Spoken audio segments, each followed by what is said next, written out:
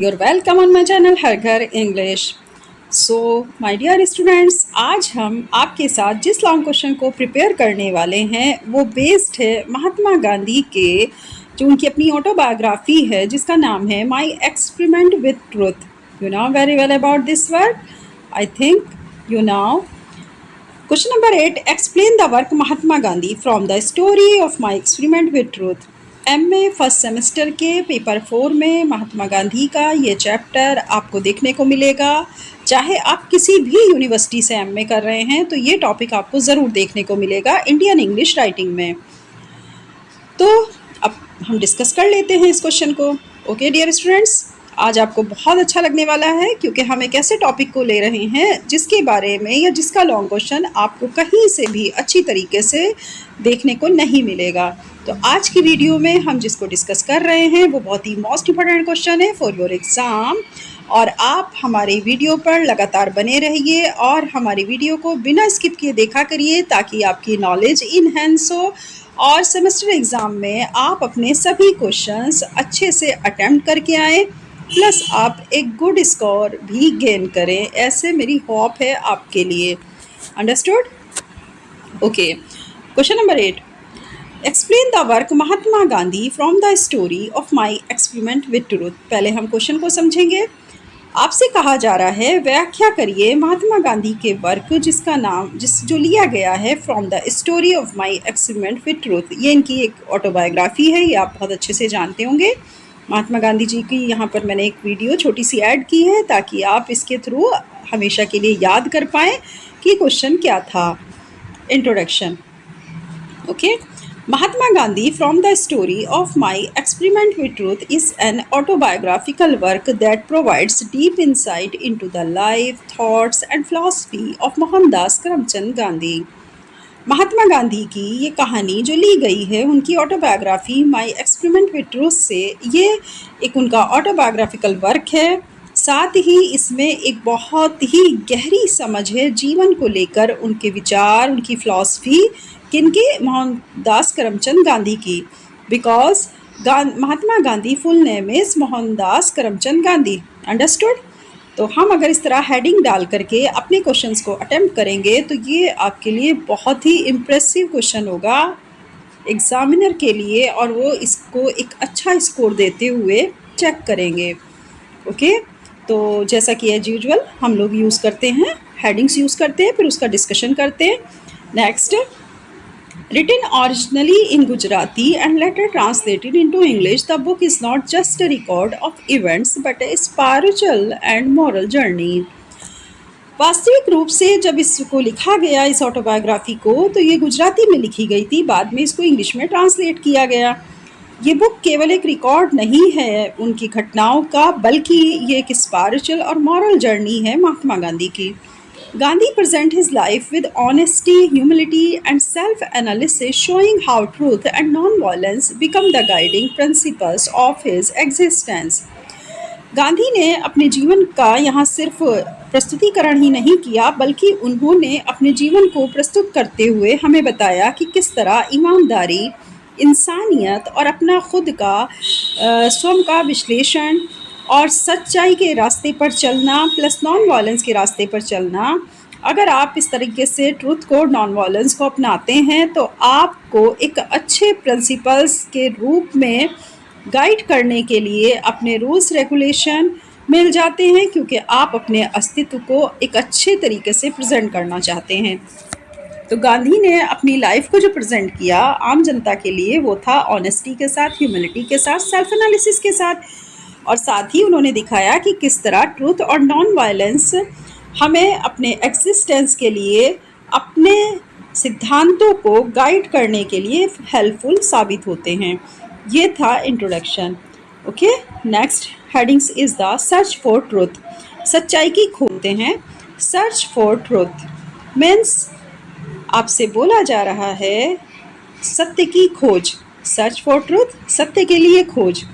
The central theme of Gandhi's autobiography is his continuous search for truth, satya. Central theme Gandhi की autobiography की यही है कि उन्होंने लगातार खोज की है सत्य की, यानी ट्रुथ की। For Gandhi truth was not just a moral value but the very essence of life. Gandhi ji के लिए ट्रुथ केवल एक मॉरल वैल्यूज नहीं थी, बल्कि ये जीवन के लिए आप बहुत ही ज़्यादा आवश्यक है। ही believed that truth could be realized only through constant self-examination, discipline and moral courage। उनका ऐसा विश्वास था कि जो सच होता है, ट्रुथ कुड बी रियलाइज्ड, सच्चाई से हम महसूस कर सकते हैं। कांस्टेंट सेल्फ एग्जामिनेशन, लगातार अपना खुद का एग्जामिनेशन किया जा सकता है, डिसिप्लिन को रखा जा सकता है सत्य के रास्ते पर चल करके, एंड खुद को मॉरल करेज भी दिया जा सकता है। मतलब उनका ऐसा विश्वास था कि जो लोग सत्य के रास्ते पर चलते हैं वो लगातार अपने को सेल्फ एग्जामिनेशन में रखते हैं, अपने को सेल्फ डिसिप्लिन में रखते हैं और मॉरल करेज उनको मिलता रहता है। तो सच्चाई के रास्ते पर चलने से ये सारी चीज़ें हो सकती हैं। His experiments with food, health, religion and service were all part of this lifelong pursuit। उनके ऐसे अनुभव थे, वो चाहे आपके फूड को लेकर हो, हेल्थ को लेकर हो, रिलीजन को लेकर या फिर सर्विस को लेकर, मतलब सेवा भाव को लेकर के, ये सभी भाग हमें एक लंबे समय के लिए अपनी ज़िंदगी में, जैसा कि वो कह रहे हैं, all part of this life long pursuit, मतलब हमें अपनी ज़िंदगी में लंबे समय तक, जब तक हम जिंदा हैं तब तक के लिए हमें इन सभी चीज़ों का पालन करना चाहिए। अच्छा खाना, अच्छी हेल्थ का रखना और धार्मिक रूप से रहना और सेवा भाव के साथ में। तो ये उनका ऐसा खुद का एक्सपीरियंस था।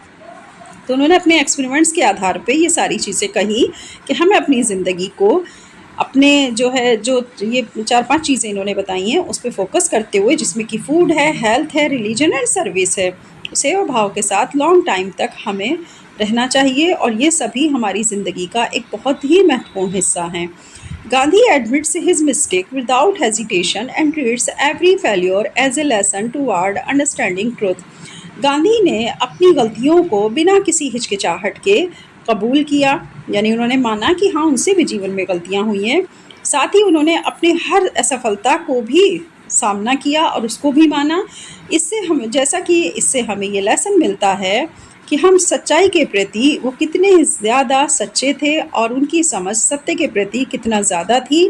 तो ये चीज़ें उन्होंने हमें सिखाने के लिए खुद भी अपनाई और साथ ही जो उन्होंने किया, जैसे कि अपनी मिस्टेक्स को बिना हेजिटेशन एडमिट करना, और उन्होंने फेल्योर को भी ट्रीट किया ताकि जो दूसरे लोग हैं वो भी इनकरेज हों और मेरी बातों से इन्फ्लुएंस हों।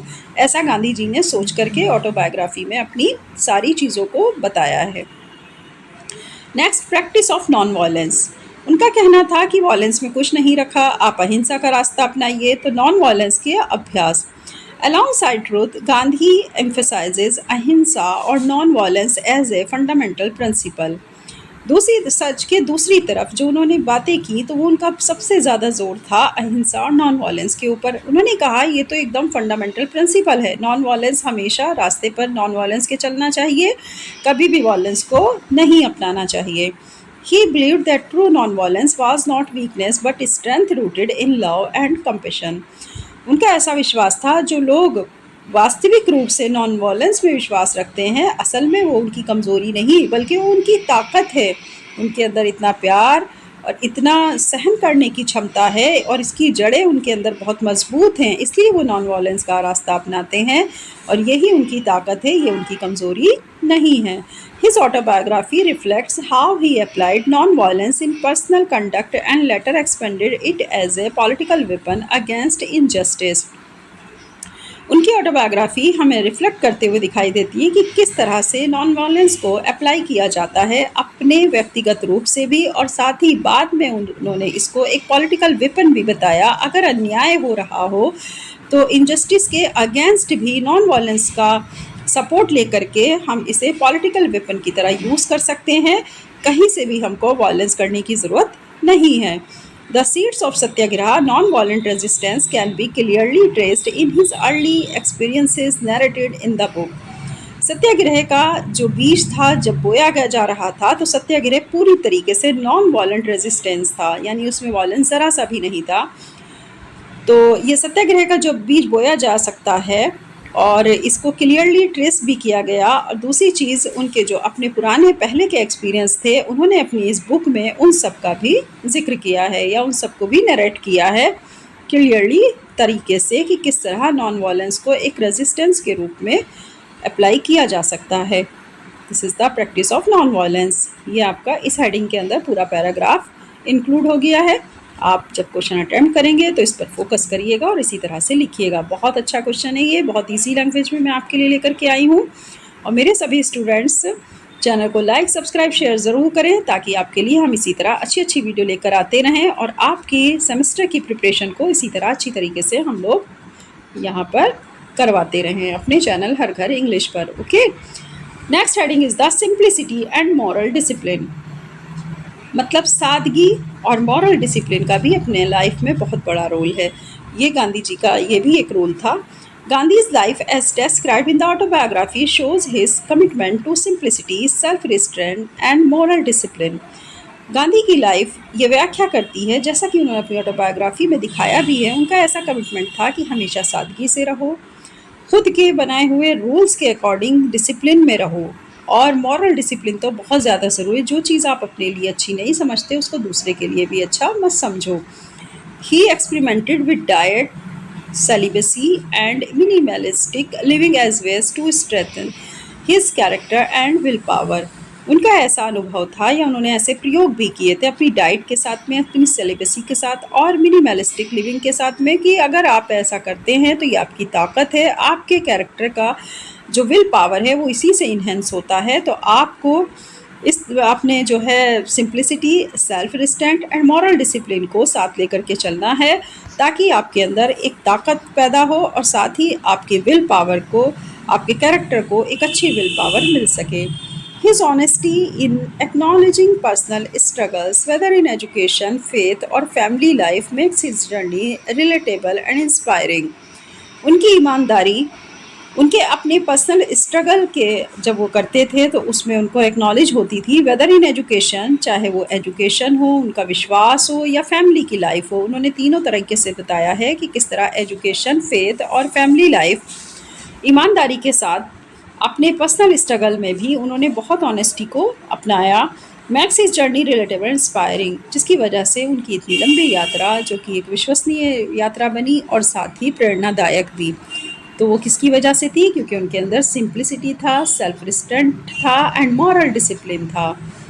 तो ये था आपका paragraph, simplicity and moral discipline based. Okay, next and the last, conclusion.